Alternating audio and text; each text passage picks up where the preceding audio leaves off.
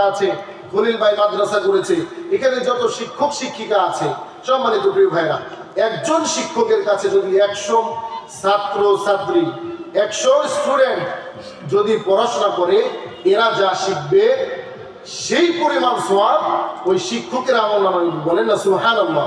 শুধু তাই নয়, এই যে 100 মানুষ শিখলো, এই 100 মানুষ যত মানুষকে শিখাবে, ওই যে গোড়ায় যে একজন শিক্ষক ছিল, ওই শিক্ষকের আমলনামায় এই পরিমাণ সওয়াব পৌঁছাতে থাকবে, কিন্তু অন্যদের কোনো কি হবে না, কমতি হবে না। শুধু তাই নয়, আল্লাহ পাক রব্বুল আল্লাহ রাসূল সাল্লাল্লাহু আলাইহি ওয়াসাল্লামের পরে বললেন উপকারী ইলম, তারপরে হচ্ছে নেক সন্তান।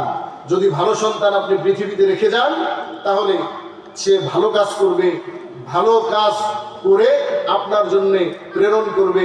আল্লাহ তাআলা ওই নেক সন্তানের বদলতে সেখানে কি করবে, আর আপনার যে আমল, সেই আমলের, তার আমলের একটি পার্সেন্টেজ তাকে কমতি না করেও আপনার কবরে বসে বসে আল্লাহ তাআলা পৌঁছে দিবেন, বলেন সুবহানাল্লাহ। সম্মানিত উপস্থিতি, শুধু তাই নয়, রাসূল করিম সাল্লাল্লাহু আলাইহি ওয়াসাল্লাম জান্নাতের টিকিট দিয়েছেন।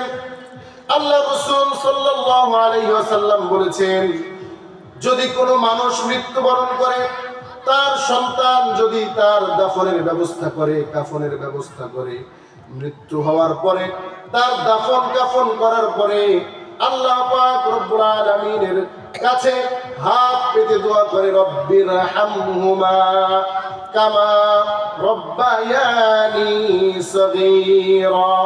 আল্লাহ রব্বুল আলামিন, মাবুদ, ছোট থাকতে, শৈশবে, কৈশোরে আমার মা, আমার বাবা আমাকে যেভাবে লালন পালন করেছে, তোমার রহমতের কোলে তাদেরকে তুমি হেফাজত করে নাও, বলেন না আমিন।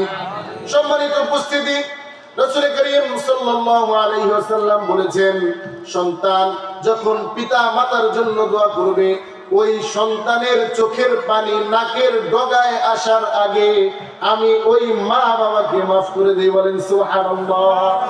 যদি আপনি আমি কিয়ামতের ময়দানে পরিত্রাণ পেতে চাই, জান্নাতের টিকিট দুনিয়া থেকে নিয়ে যেতে চাই, তাহলে অবশ্যই অবশ্যই সন্তানদেরকে, সন্তান মেয়ে হোক ছেলে হোক, তাদেরকে কোরআন শিখাতে হবে। কোরআন শিখাবো তো ইনশাআল্লাহ।